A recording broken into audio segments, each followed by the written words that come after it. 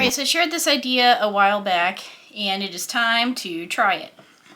So I have these beautiful little signs right here from my Michael's grab bags. Two that are that style, and two, it's like it's coming up a little bit, that are this style. And these were normally $19.99. And of course they were in the grab bags or box, which was $10. And then I bought this Tale of Benjamin button book, and this was $1.29 at Goodwill. I bought the books thinking how cute would it be to make little signs, and then I remembered these are little illustrations, so that's a good size sign for these.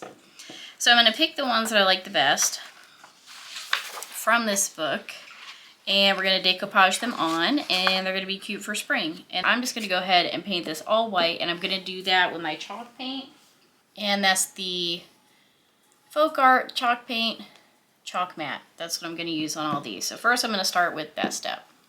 So now that I have everything white, now I have picked up some green out of my stash, black, and pink. Because if you guys have watched in the past, I use black, white, green, and pink stuff for my Easter. I'm going to take some of those colors and add them into here. So for this one, I'll start with the green.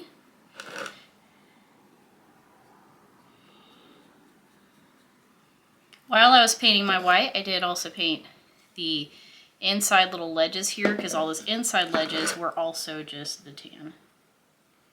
I've got my white and my green, and then I'm hoping this pink cooperates. Looks a little like broke down. Not good. I think it's gonna be like really watery. It is.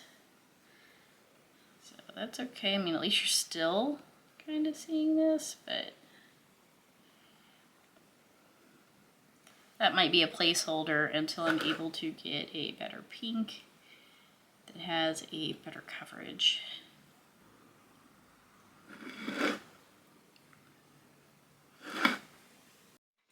So now I'm going to pick my pictures, and the pages are double-sided, so if you want to use a picture on both sides, just make a copy of it. But like for this one, it's definitely going to be this guy right here, and he's taller, so he's going to need to be on this larger piece. So I'm going to tear this page out, and then I'm going to get a rough idea by placing it on top here, and just, I have to kind of feel how it fits, because there's not, like I can't see through it. So it feels like right there, and then my edges are here. So I need to go a little bit to my left, like to center that up. Let's take this razor blade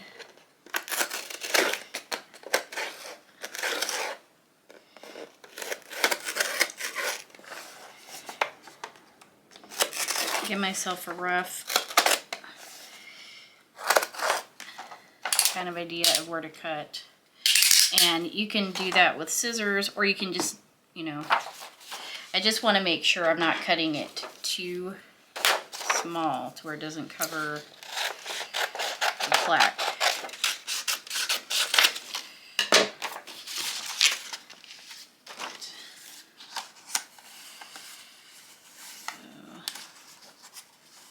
So, those were my guidelines. I need to move this over a little bit more. That looks good.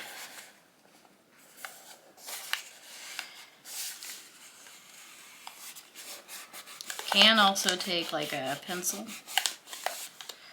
And I have also seen people use the trick with the sand block. So let's see how that does.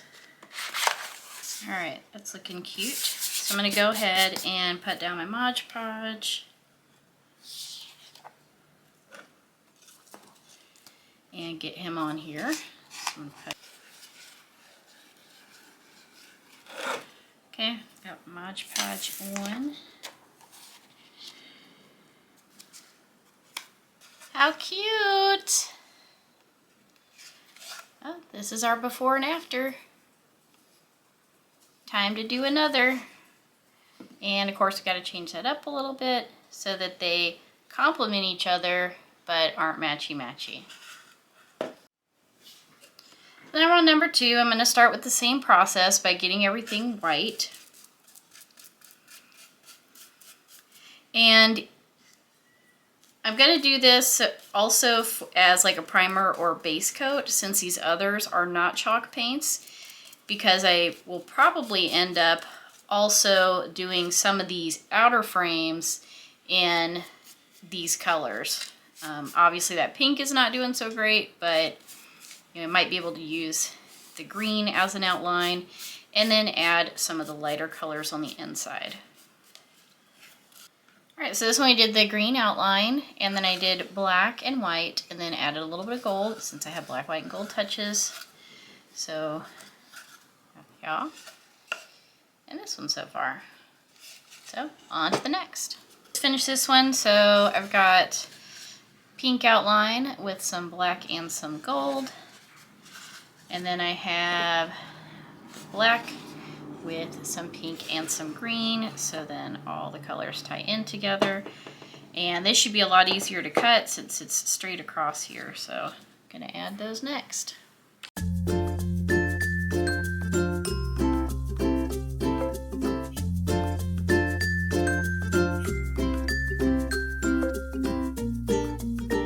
Remember, if I can do this, you can too.